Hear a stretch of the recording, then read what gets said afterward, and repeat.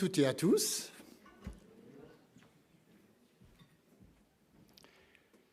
J'accuse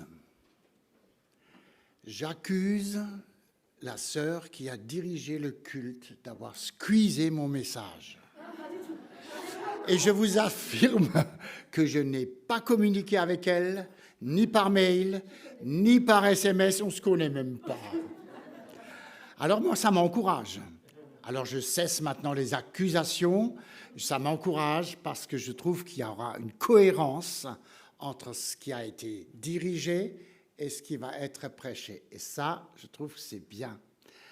J'ai déjà assisté à des cultes où il y avait une disruption totale entre ce qui a été dirigé et ce qui a été prêché. Et moi, j'aime bien quand il y a une cohérence, quand il y a une ligne qui mène vers une idée commune. Et je trouve là la marque de l'Esprit de Dieu. Voilà. Alors sur ce, maintenant on a appris à se connaître. Je ne sais même pas votre nom. Daniel ou votre prénom, oui. Moi, c'est André. Alors maintenant, le prédicateur s'est présenté. On va maintenant quand même s'intéresser au texte biblique. Je vous propose donc un message sur la pause. Tiens donc, sur la pause. Et dans ce sens, on va ouvrir l'Ancien Testament. Il y a beaucoup de choses qui se passent dans l'Ancien Testament et on va parler d'un homme qui a marqué l'histoire de l'Ancien Testament, qui a même été cité dans le Nouveau Testament et qui, un jour, on en parlera de nouveau de lui. Il s'agit du prophète Élie. Élie, dans sa vie, a dû faire une pause nécessaire parce qu'il était dépressif. Donc, on va ouvrir 1 Roi, chapitre 19, pour ceux qui ont des Bibles ou des fameux portables où ils peuvent suivre le texte de 1 Roi 19. Et à la fin du message, je demanderai encore à Mireille, qui m'a accompagné, de donner juste quelques petites nouvelles concernant la radio, puisque je suis là au titre de la radio. Akab rapporta à Jézabel tout ce qu'avait fait Élie et la manière dont il avait tué par l'épée tous les prophètes. Jézabel envoya alors un messager à Élie pour lui dire « Que les dieux me traitent avec la plus grande sévérité si demain, à la même heure, je ne te fais pas ce que tu leur as fait. » Voyant cela, Élie se leva et partit pour sauver sa vie. Il arriva à Beersheba, une ville qui appartient à Juda, et il y laissa son serviteur. Quant à lui, il marcha toute une journée dans le désert, puis il s'assit sous un genêt et demanda la mort en disant « C'est assez. Maintenant, Éternel, prends ma vie, car je ne suis pas meilleur que mes ancêtres. » Il se coucha et s'endormit sous un genêt. Et voici qu'un ange le toucha et lui dit « Lève-toi et mange. » Élie regarda et il vit à son chevet un gâteau cuit sur des pierres chauffées, ainsi qu'une cruche d'eau. Il mangea et but, puis se recoucha. L'ange de l'Éternel vint une deuxième fois, le toucha et dit « Lève-toi et mange, car le chemin est trop long pour toi. » Il se leva, mangea et but, puis, avec la force que lui donna cette nourriture, il marcha 40 jours et 40 nuits jusqu'à la montagne de Dieu, jusqu'à Horeb. Là, il entra dans la grotte et y passa la nuit. Or, la parole de l'Éternel lui fut adressée. « Que fais-tu ici, Élie » Il répondit, « J'ai déployé tout mon zèle pour l'Éternel, le Dieu de l'univers. En effet, les Israélites ont abandonné ton alliance, ils ont démoli tes autels et ont tué tes prophètes par l'épée. Je suis resté, moi seul, et ils cherchent à m'enlever la vie. » L'Éternel dit, « Sors et tiens-toi sur la montagne devant l'Éternel, et l'Éternel va passer. » Devant l'Éternel, il y eut un vent fort et violent qui déchirait les montagnes et brisait les rochers. L'Éternel n'était pas dans le vent. Après le vent, il y eut un tremblement de terre. L'Éternel n'était pas dans le tremblement de terre. Après le tremblement de terre, il y eut un feu. L'Éternel n'était pas dans le feu. Après le feu, il y eut un murmure doux et léger. Quand il l'entendit, Élie s'enveloppa le visage de son manteau, sortit et se tint à l'entrée de la grotte. Et voici qu'une voix lui fit entendre ces paroles. « Que fais-tu ici, Élie ?» Il répondit, « J'ai déployé tout mon zèle pour l'Éternel, le Dieu de l'univers. En effet, les Israélites ont abandonné ton alliance, ils ont démoli tes autels et ont tué tes prophètes par l'épée. Je suis resté, moi seul, et ils cherchent à m'ôter la vie. » L'Éternel lui dit, « Vas-y, poursuis ton chemin dans le désert, jusqu'à Damas. Une fois arrivé là-bas, tu consacreras par onction Hazaël comme roi de Syrie. Tu consacreras aussi par onction Jéhu, le petit-fils de Nimshi, comme roi d'Israël, et tu consacreras par onction Élisée, le fils de Shaphat d'Abel-Méhola, comme prophète à ta place.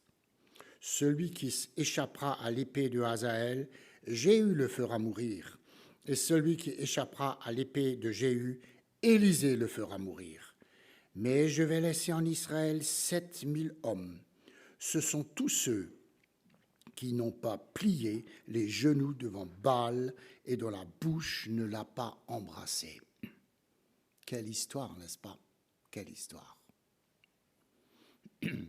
Et si nous sommes issus de familles chrétiennes, je ne pense pas qu'il y ait ici des hommes et des femmes qui n'ont jamais été confrontés à cette histoire qu'on a racontée à l'école du dimanche, l'histoire de Élie, qui, au chapitre 18, a été confronté à 450 prophètes de Baal, et il les a égorgés un à un.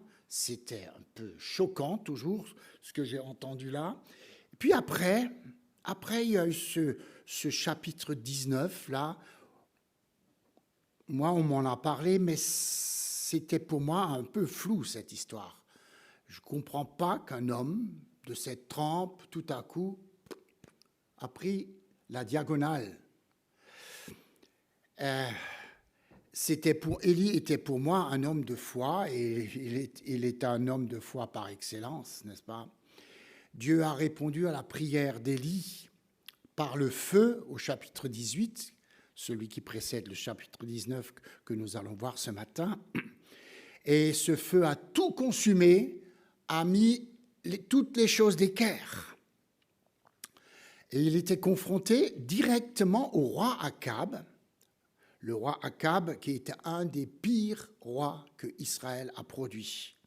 C'était un homme sans caractère, faible, irrésolu, dominé et excité au mal par l'infâme épouse qu'il avait, une virago de la pire espèce. Le peuple ressemblait à Akab et ressemblait à son épouse, puisque depuis longtemps le peuple d'Israël s'était détourné de l'Éternel pour adorer les Baals et les Astartés. Et ce qui a entraîné cette adoration d'autres dieux a entraîné ce qui était marqué dans le chapitre 28 du Deutéronome par Moïse, un illustre prédécesseur de Élie. Il avait dit au chapitre 28 du Deutéronome que si vous vous détournez de moi, il y aura deux choses parmi tant d'autres, c'est-à-dire que le ciel sera d'airain et la terre sera de fer. Quand il pleut plus, la terre devient de fer et elle craquelle, il n'y a plus rien qui pousse.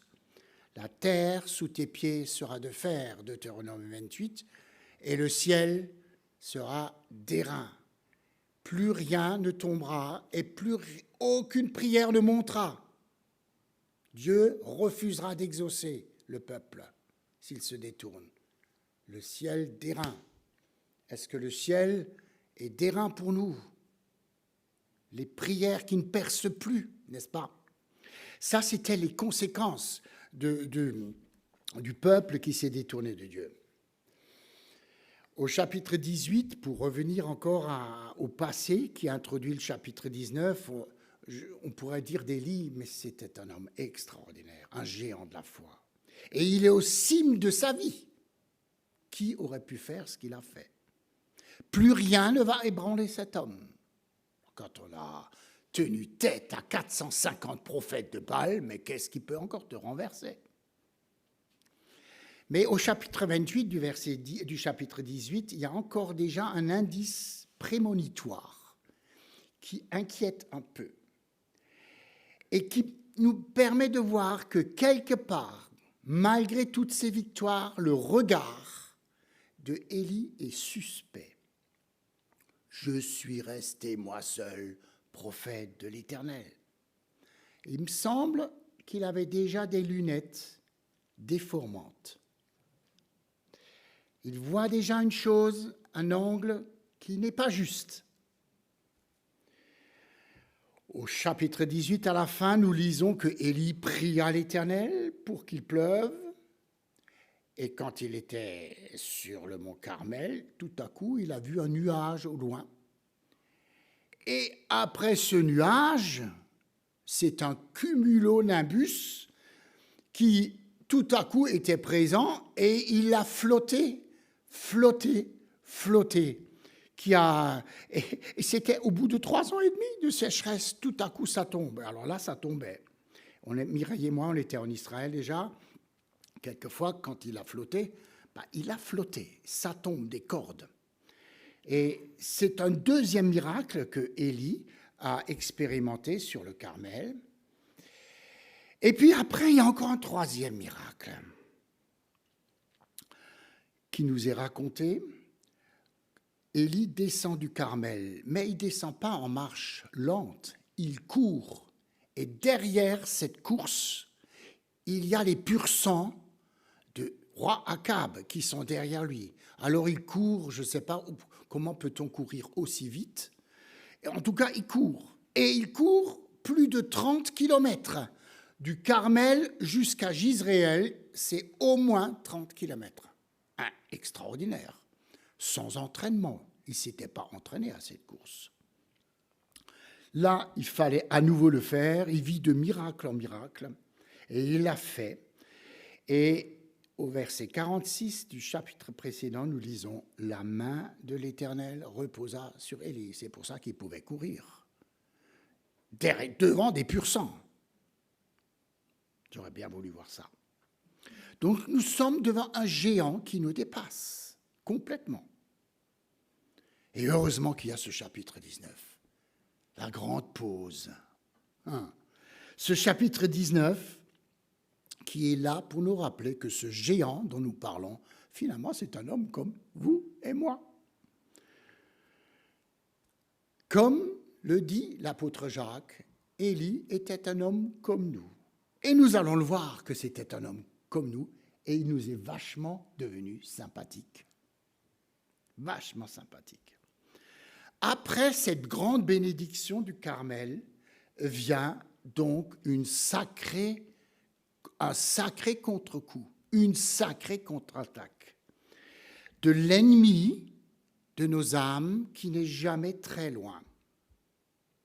Élie reçoit un télégramme, un SMS, comme je l'ai exprès lu, avec en-tête royale, signé Jézabel, que les dieux me traitent dans toute leur rigueur, si demain à cette heure-ci, je ne fais pas de ta vie ce que tu as fait des 450 prophètes de Baal.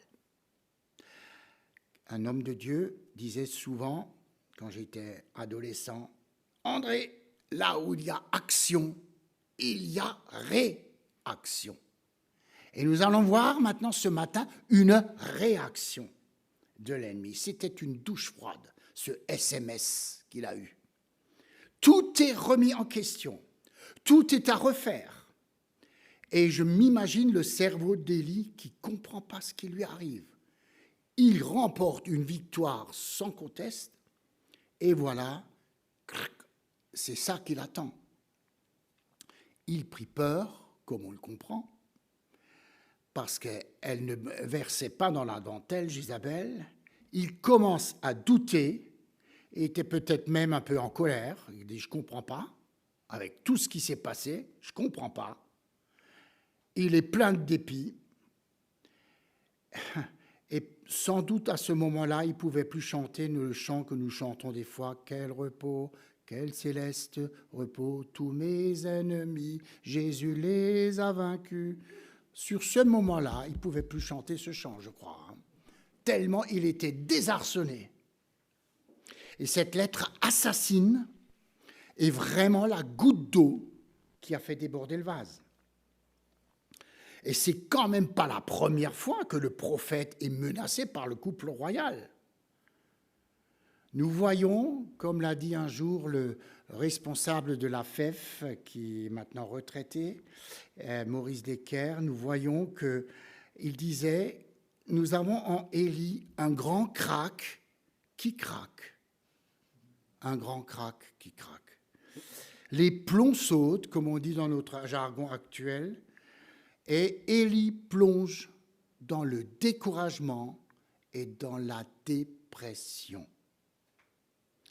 Et il s'est dit, en d'autres mots, « Mon ministère, quelque part, ne vaut rien, puisque, après toutes les victoires que j'ai remportées, Jézabel persiste et signe. » Et elle m'envoie un SMS tueur.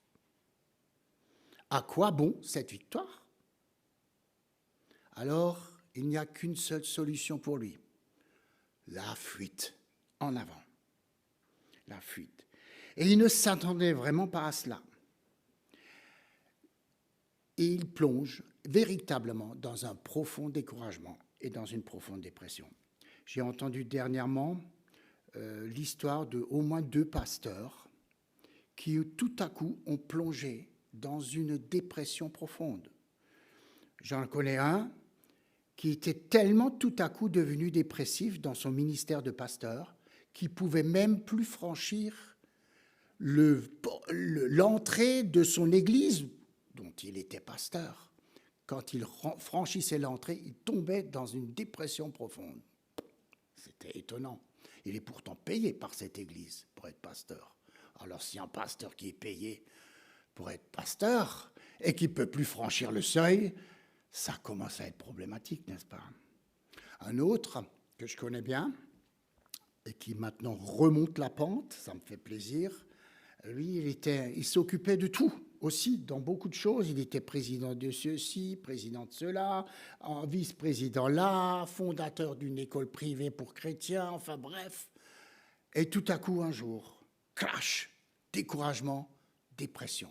Il fallait même qu'il aille en Allemagne se faire soigner parce qu'il paraît qu'ils ont des instituts là-bas spécialement pour gens dépressifs. Un peu mieux que nous, quoi. Et donc, il a dû vraiment arrêter pendant près de 2 ans son ministère. Il n'a plus prêché, ne pouvait plus. C'est drôle quand on est en charge d'un ministère pastoral et qu'on doit être aidé par dépression.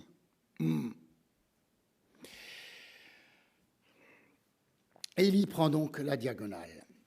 Et cette semaine, j'ai relu un livre que j'ai trouvé qui vraiment me dit, ça n'arrive pas juste à quelques-uns, ça peut nous arriver aussi. J'ai lu le livre de Ronald Dunn, pasteur américain, qui a écrit ce livre « Quand le ciel est silencieux ». Et il a plongé lui-même pendant 10 ans en dépression suite au suicide de son fils. Lui, pasteur, son fils qui se suicide. Et il disait ceci, comme pour Élie, « Ce ne sont pas les problèmes quotidiens, je le cite, qui transforment notre paradis en champ de bataille. Ce sont les agressions sournoises. Nous ne sommes tout simplement pas préparés au virage serré que la vie nous impose, ces tournants inattendus sur notre route. Au moment précis où nous commençons vraiment à contrôler notre existence. Nos mains s'engourdissent et nos points d'exclamation s'arrondissent en points d'interrogation. L'inattendu et l'inexpliqué, voilà ce qui nous déséquilibre. Et nous sommes pareils. Quand nous sommes pris par une chose inattendue, nous sommes déséquilibrés. Et ici, avec Élie, il était pris par une chose absolument pas prévue au programme. La surprise, le virage inattendu qui déséquilibra Élie. Et bien sûr, cette missive de la reine propulsa Élie à sauver sa peau, comme nous le comprenons bien. Et là, curieusement, c'est bizarre ça, Élie ne demande pas l'avis du Seigneur.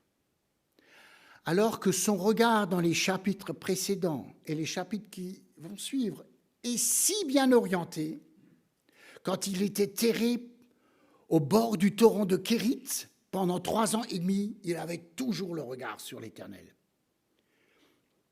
Et là, au Carmel, il vient de remporter une victoire incontestable. Là, tout à coup, il se déséquilibre, il perd le nord et il se dirige vers le sud d'Israël, vers Beersheba, au sud de Juda. Après la victoire du Carmel, sa fuite devant la menace de Jézabel constitue une défaite, vraiment, d'autant plus cuisante qu'elle touche un géant qui n'a jamais reculé sur un champ de bataille. Et la Bible a noté, introduit un roi 19 par ce commentaire. Élie s'était senti fort en Dieu et il va faire maintenant l'expérience de sa propre faiblesse. Dieu a travaillé par lui d'une manière extraordinaire. Maintenant, Dieu commence un autre programme. Il va travailler en lui. Avant, il a travaillé par lui. Maintenant, c'est en lui que ça va se passer. David, un jour, s'est exclamé « Comment les héros sont-ils tombés au milieu du combat ?» Quand Jonathan, son ami, est tombé, et Saül, comment une chose comme ça était possible? Parce que, comme le dit Jacques, c'étaient des hommes comme nous, sujets au dérapage et au décrochage du regard. Et Paul répond à tout cela par un avertissement très précis et très pertinent pour nous ce matin. Que celui qui est debout prenne garde de ne pas tomber. Ah, nous connaissons ça. Car se croire debout, c'est probablement déjà être pratiquement à terre. Après une bénédiction avec Dieu, si nous en avons, j'espère que nous en avons, nous sommes particulièrement vulnérables. Et Satan n'en rate pas une. Il n'en rate pas une. Satan est toujours actif. Il n'est jamais en congé payé et ne cotise dans aucune caisse de retraite. Aucune. Et Élie a oublié l'avertissement de son ancêtre Moïse, un autre homme de sa trempe, qui, quand il bénissait Israël, Moïse a toujours dit que l'Éternel te bénisse et te garde. Moïse n'a jamais dit que l'Éternel te garde et te bénisse. Et pourquoi? Il y a une logique derrière ça. C'est quand Dieu nous bénit, nous avons spécialement besoin d'être gardés. C'est dans ce sens que ça marche. Quand Dieu nous bénit, nous avons besoin d'être gardés. Pourquoi? Parce que quand on est béni et qu'on ne fait pas attention, on a beaucoup de mal à mettre nos chaussures parce que nos chevilles ont tendance à enfler. Alors il faut qu'on aille acheter des nouvelles chaussures. Les anciennes ne vont plus. Ah oui, quand on est sujet d'une bénédiction de Dieu, on a tendance à cela, n'est-ce pas? Élie sombra dans la dépression et le découragement si profond qu'il demande « So, maintenant, je ne veux plus vivre, je veux mourir ». Et un indice qui trompe pas, ce qu'on a lu, de son agonie intérieure quand il est arrivé à Beersheba. Il a laissé son serviteur planté. Il lui a dit, écoute, je ne sais pas s'il lui a dit, inscris-toi à l'ANPE, mais je n'ai plus besoin de toi, je vais être seul. Le dépressif veut être seul. Le dépressif s'isole. Il veut plus de gens à côté de lui. Il veut être pour lui. Il veut être seul.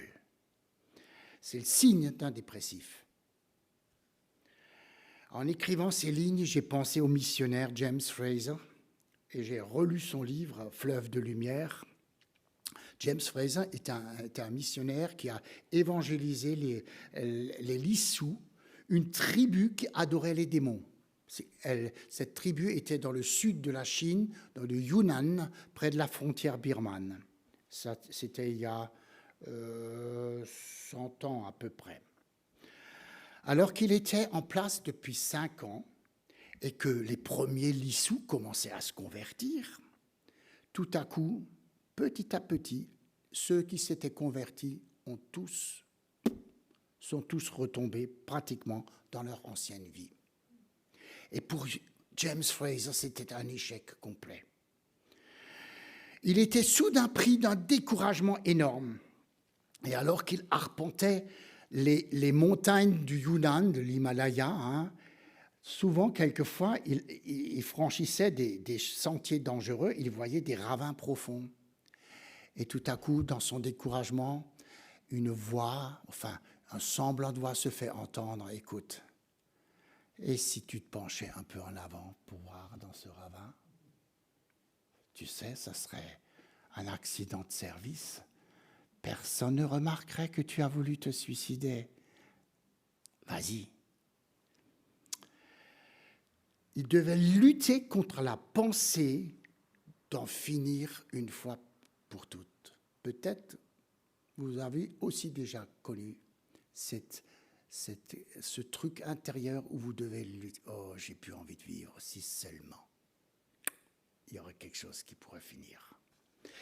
Et James Fraser, ses pensées lui disaient aussi que, oh, tu sais, tu t'es engagé là dans la mission, c'était pas pour toi, c'était que le produit de ton imagination. Tu as cru que tu as eu un appel de Dieu, mais c'était pas vraiment un appel. C'est difficile quand on est missionnaire et quand on est confronté à ce genre de pensée. Jour après jour, dit James Fraser, nuit après nuit, il luttait contre le doute. Je me suis planté. Jusqu'à ce qu'il réalise, suite à un courrier qu'il a eu d'Angleterre, que c'est finalement le diable, celui qui n'est jamais en congé payé, n'est-ce pas, qui lui donnait ce genre de pensée et qui devait opposer une réaction énergique. En s'appuyant sur la croix, il devait lui dire « Va-t'en, Satan ». Et il écrit cela. Notre Seigneur n'a pas mâché ses mots pour résister au diable. « Retire-toi, Satan ». Et moi qui dépends humblement de lui, je cite toujours, j'ai fait de même. J'ai parlé à Satan dans ces moments-là, prenant comme arme les promesses de l'Écriture. Et cela a fonctionné. Aussitôt, l'accablement qui m'oppressait a commencé à se dissiper. Et il fallut apprendre progressivement à se servir de cette arme nouvellement découverte, la résistance. Revenons à Élie, après James Fraser. Il s'assit sous un genêt et dans un cri, il réclame la mort. Pour lui, on a lu, il alla dans le désert où après une journée de marche, il s'assit sous un genêt et demanda la mort en disant « C'est assez.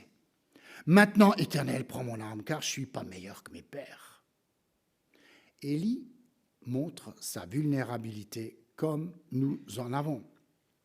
D'abord, il tremble devant Jézabel et ne trouve de parade que la fuite pour sauver sa vie. Alors, exténué par la tension physique et psychique des événements qui ont précédé ce chapitre 19, dont on a déjà parlé, Ensuite, il s'impose une marche forcée de 100 kilomètres. C'est pas 10, hein, c'est 100.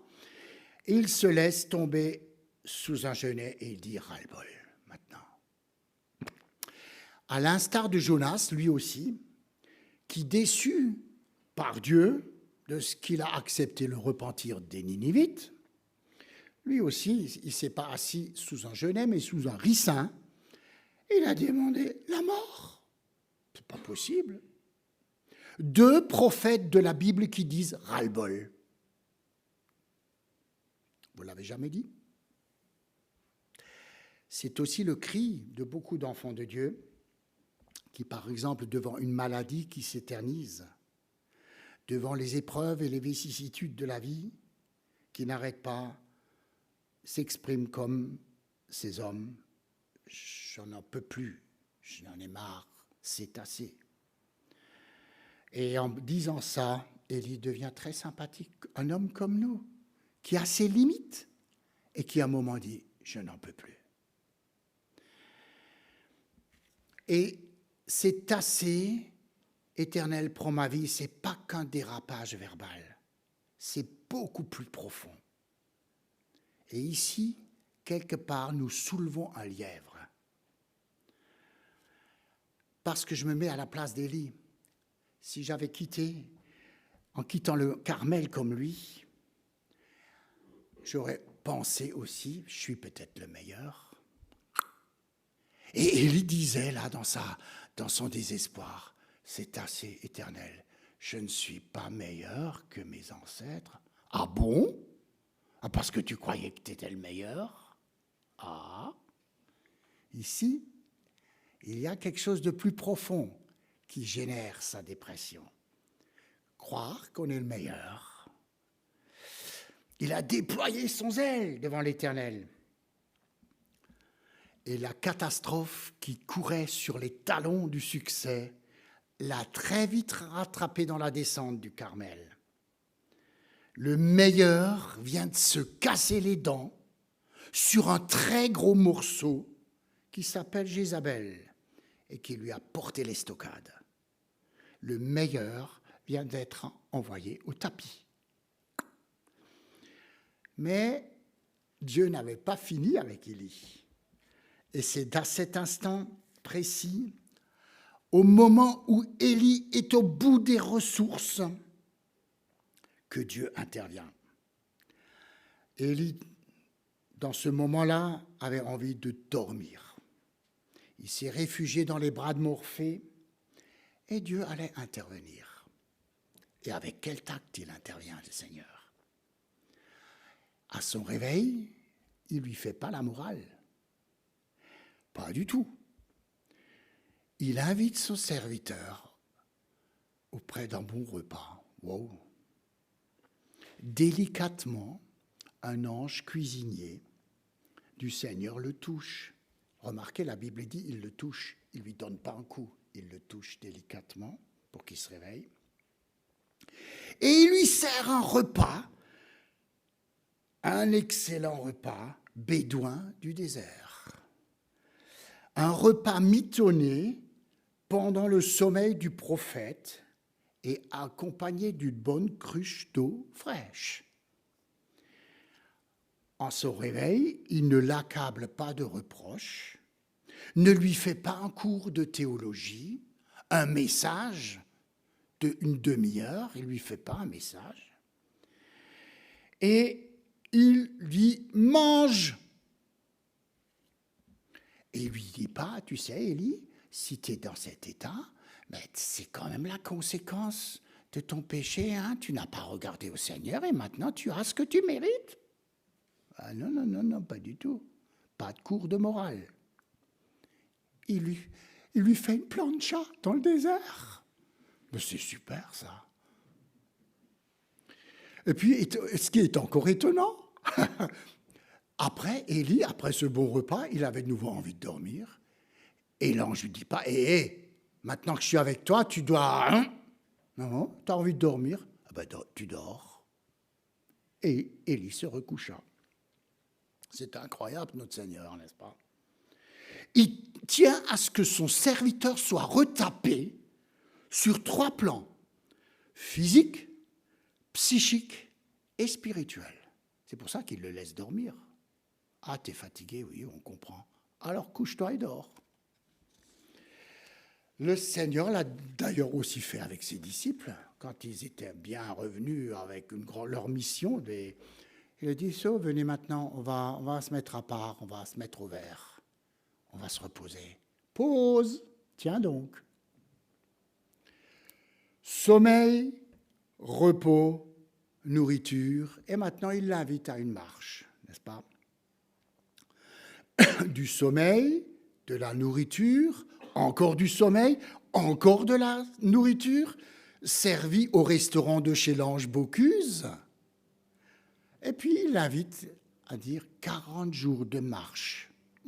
C'est long, 40 jours de marche pour faire entre 300 et 400 kilomètres pour parvenir jusqu'à Horeb, c'est-à-dire au Sinaï de Moïse. Et André Chouraki, qui est un théologien, commente cette marche prévue par l'Éternel. Il dit ceci, je lis, « En général, un marcheur normal met 2 semaines pour parcourir entre 300 et 400 kilomètres. Or, son voyage va durer 40 jours et 40 nuits. Il s'agit donc d'une marche au ralenti. Marche au ralenti. Après, sommeil, repos, sommeil, puis marche au ralenti. Quelle thérapie divine, quelle psychologie divine pour retaper son serviteur. Voilà qui contraste avec la course contre la montre qu'il s'était imposée lors de la descente du Carmel où il précédait les purs sangs. Sommeil réparateur, alimentation tonifiante, exercice physique et régulier, pas d'excès, sont au programme d'une excellente cure de repos que lui prescrit le Seigneur, entièrement pris en charge par la caisse d'assurance maladie céleste qui n'est jamais en déficit. Ça, c'est de la thérapie, n'est-ce pas? Maurice Ray a écrit un jour « Le repos, la pause, n'est-ce pas, est effectivement l'antidote au stress, aux tensions, à l'épuisement psychique qui sont à l'origine de beaucoup de dépressions. L'ordre donné à Élie d'avoir à marcher 40 jours contribue d'une part à l'éloigner de Jézabel, d'autre part à rétablir par la marche, son équilibre spirituel et psychique menacé. Quant au repas auquel Élie est invité, il représente un double aspect de ce repos. D'une part, il restaure la personne, d'autre part, les anges qui les préparent évoquent la thérapie d'accompagnement affectif, compréhensif, compatissant, patient dont la personne en dépression a besoin. Quand une personne va mal, quand elle est dépressive, quand elle n'a pas le moral, ce n'est pas en lui faisant la morale qu'on l'aide vraiment. Comment traitons-nous ceux qui sont parmi nous, qui ne sont pas bien, qui n'ont pas le moral? Ce n'est pas en leur faisant ça qu'on va les aider. En montrant de la compassion, en montrant de la compréhension, en leur permettant le repos, de l'exercice, l'invitant à venir peut-être marcher, voilà, faire une balade. C'est comme ça qu'on retape les gens qui n'ont plus le moral, mais pas par un cours de théologie. Voilà donc les différentes étapes de la thérapie mise en œuvre par Dieu pour relever, rééquilibrer et restaurer son serviteur. Aujourd'hui, on a aussi des médicaments qu'il ne faut pas mépriser, le Prozac, le Zoloft, peu importe comment ils s'appellent ces molécules. Aujourd'hui, on a encore la science qui permet d'aider des gens qui sont au bout de ressources pour les aider à relever la tête. Psaume 3, versets 3 à 4. « Combien disent à mon sujet, plus de salut auprès de Dieu pour lui. » Pause.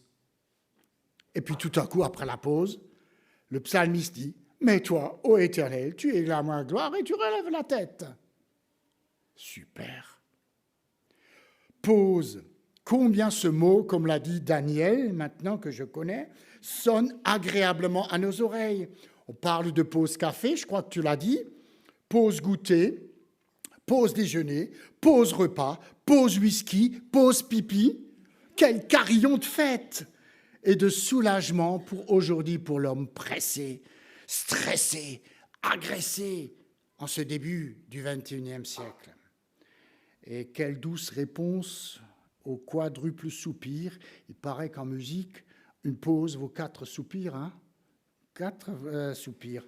Et celui qui aspire, qui soupire un moment pour reprendre son souffle. Et comme l'a si bien dit Daniel, ce mot pause se retrouve 71 fois dans le psautier.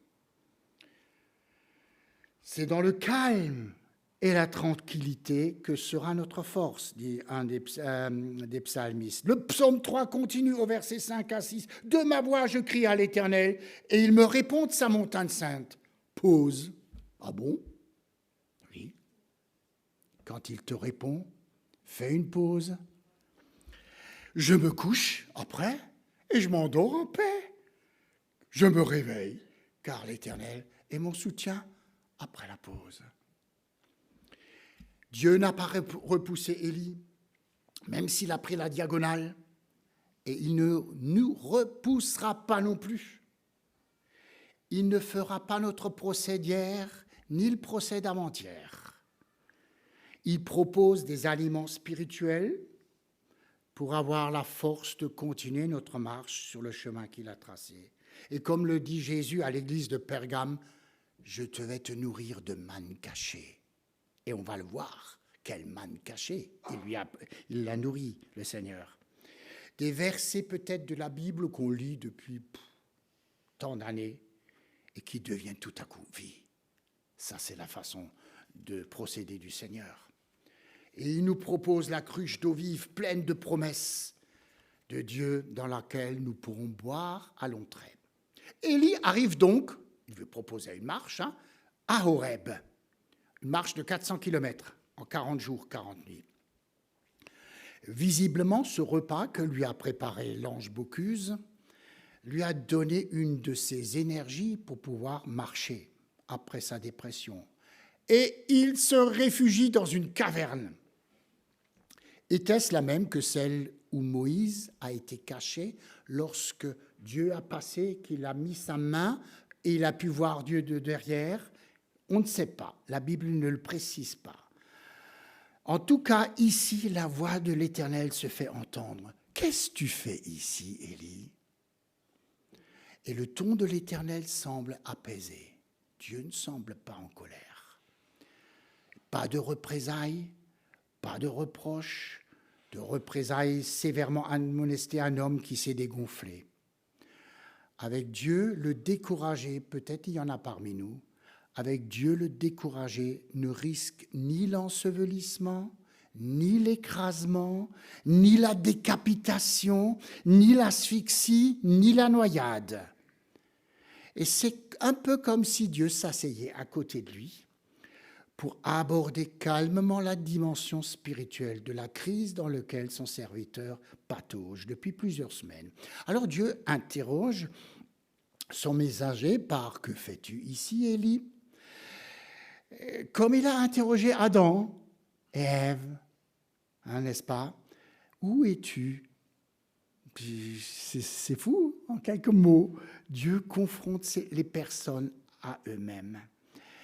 Et en parfait pédagogue, il fait ce que Mélodie nous a partagé tout à l'heure. Il lui propose un son et lumière. 4 sons et lumières. Pas Gladys, mais un son et lumière que lui fera l'Éternel lui-même.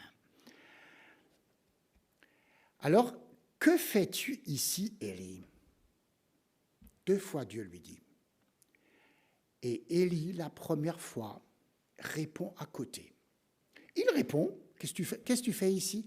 J'ai déployé mon zèle pour l'Éternel, le Dieu des armées, car les enfants d'Israël ont abandonné ton alliance, ils ont renversé tes autels, ils ont tué par l'épée tes prophètes. Je suis resté moi seul et ils cherchent à m'ôter la vie. D'accord, Élie, d'accord, mais tu ne réponds pas à la question de Dieu. Il répond à côté. Et c'est comme si ses pensées étaient ailleurs que répondre à la question précise de l'Éternel. Il est tellement obnubilé par ce qui s'est passé après le Carmel qu'il est incapable d'analyser la question qui lui est posée. Sa réponse aurait dû être, clairement, « Je fuis, Seigneur, je suis en fuite, parce que j'ai peur de Jézabel. Je suis découragé et j'ai perdu confiance. » Ça, c'était la réponse que Dieu attendait. Et un peu comme Élie, nous avons un peu toujours des excuses pour cacher la vérité. Et ce sont souvent que des dérobades, des détours par lesquels nous répondons au Seigneur. La réponse d'Élie pourrait être aussi celle que nous donnons des fois et quand Dieu nous pose la question « Que fais-tu, enfant de Dieu, sur ce chemin d'indépendance, de désobéissance, de démission? Que fais-tu ici, chrétien, en cédant au doute, au découragement, alors que le Seigneur te convie en cet instant même que tu lui dises tout réellement et qu'il te donne tout. David a dit un jour, tu veux que la vérité soit au fond du cœur. Et l'objectif du Seigneur qui travaille dans nos vies, c'est que nous soyons dans la vérité avec lui. Seigneur, je ne maquille pas ce qui m'arrive. Je te dis tout. C'est ça la réalité de mon problème. Donc, l'Éternel lui fait passer un son et lumière. D'abord, terrible, une tempête qui fend les rochers, un tremblement de terre. Et chaque fois, de ces deux choses majestueuses, l'Éternel n'était pas là-dedans. Ensuite, encore un troisième son et lumière. Le feu que la terre a vomi comme un volcan et qui manifestait pour Élie la puissance illimitée de Dieu, mais Dieu n'est pas là-dedans. Comprends pas Élie. Élie avait un caractère fort. Ici, dans ma Bible, il est marqué Élie, c'était le prophète de feu.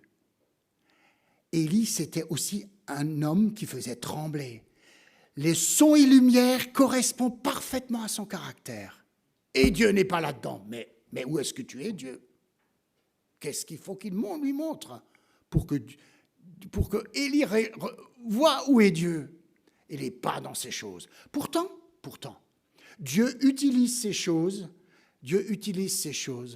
pour les gens qui ne croient pas, pour Israël, tremblement de terre, feu. Mais il n'est pas là-dedans. Dieu est amour, il est dans autre chose. Il est dans le doux murmure et léger. C'était le quatrième son et lumière. Et là, tout à coup, pour Élie, ça craque, vraiment. Là, il rencontre le vrai Dieu, le Dieu d'amour. Quand Élie l'entenda, il s'enveloppa le visage de son manteau, il sortit et enfin peut se tenir debout à nouveau.